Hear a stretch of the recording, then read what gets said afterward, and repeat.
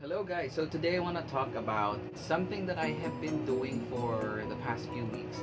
So I'm trying out older phones and see if they can still be usable this 2021. So I tried to purchase an Xperia XZ1. Unfortunately, when I posted that phone in Craigslist, it was bought immediately. So I had to look for another phone that I can use for this review. So now that I got my hands on an Xperia XZ2 Premium, and this is the phone that I'm actually using right now for this vlog. So I just want to test out if the 2-year-old phones are still usable in this 2020. Yeah, because I believe that the applications and the games that you are using right now will not really require like an up-to-date chipset, especially those games that already came out last year or 2 years ago. They are still very capable to be played on an older device. If you are thinking of buying a new phone, I can say that it's not really worth spending your money on newer devices, because the devices that you bought 2 years back, if they are flagship phones, they are still very capable of running and playing your recent games. So yeah, let's try out this Xperia XZ2 Premium.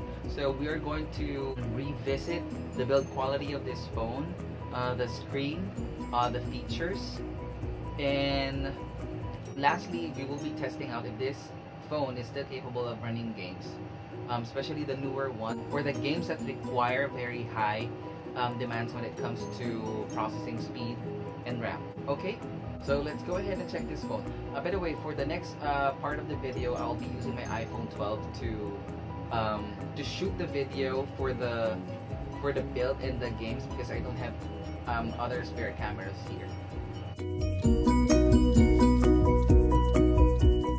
Alright guys, so first we will talk about the build. As you can see, this phone is, like I've said, more than 2 years old.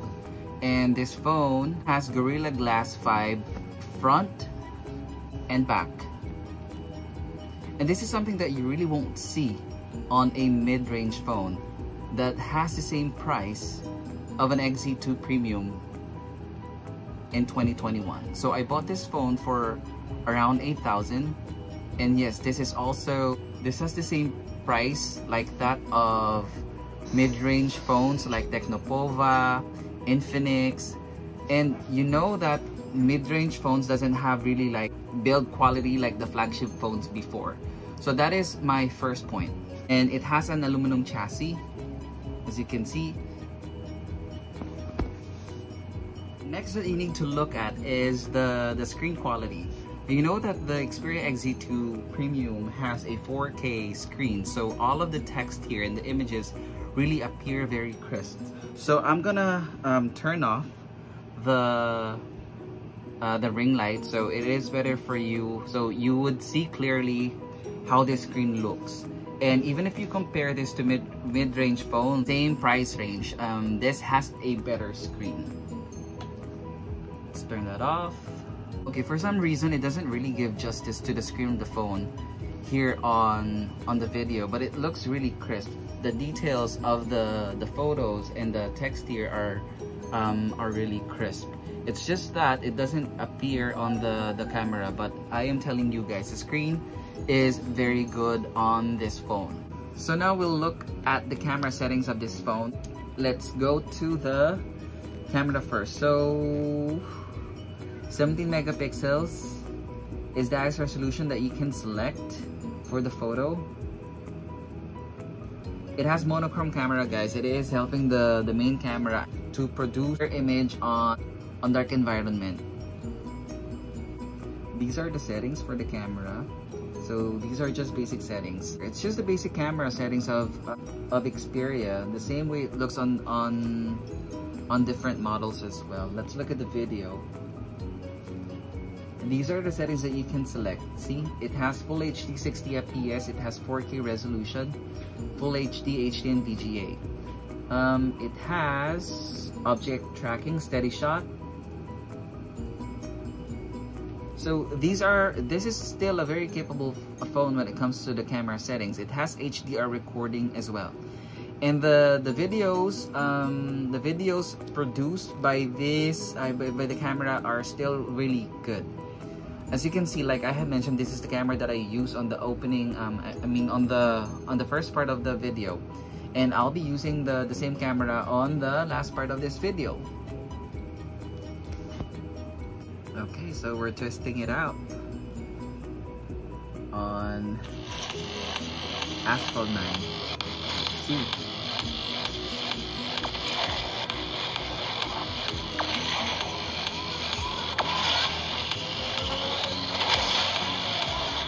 So again, the reason why I'm not using any built-in screen recorder, so that it doesn't take any power from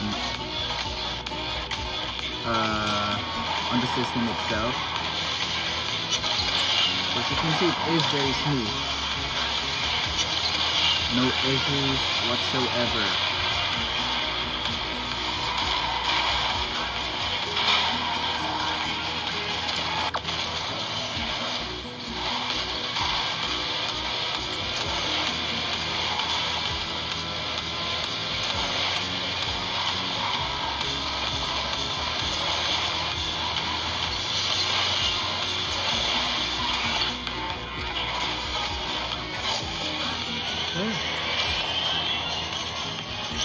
So it is very smooth, guys. And the front facing stereo speakers are really great. It's loud. I'm gonna turn the volume up. The speakers are loud. Crisp, crisp. It is very clear.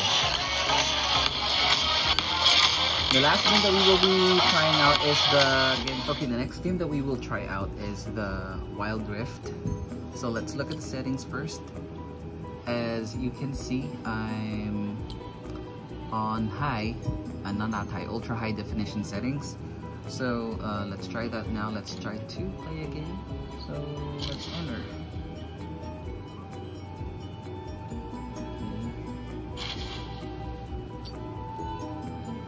Let's try this one.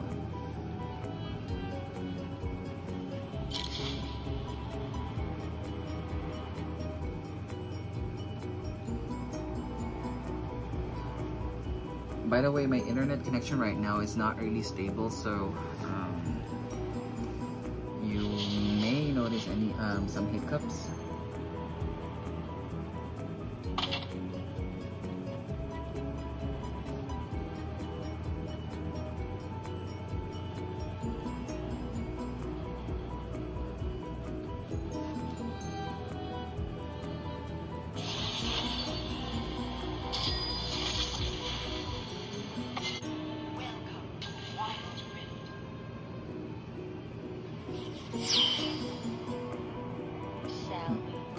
So this is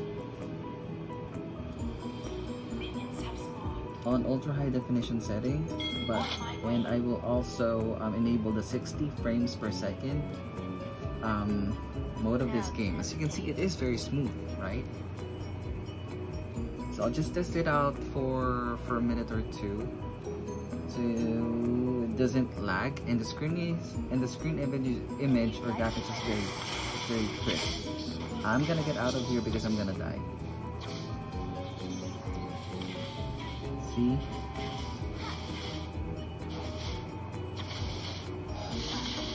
The movement is very fluid, by the way. Oh, I'm dead. Because I'm having a hard time looking at my screen because of the phone in front of my face. So this is just testing out this game. 60 frames per second ultra high settings. So let's exit this out. As you can see, it is very playable. So we're just going to explore here.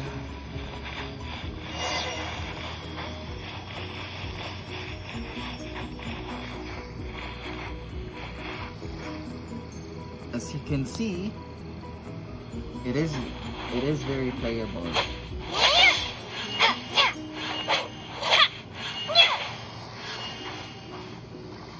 See?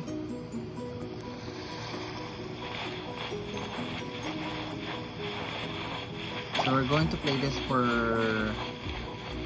like a minute or two, just to give you the feel of this phone. Like I've said, why buy a mid-range phone when you can get a flagship phone that was released 2 years back and still capable of everything. Cameras are great too.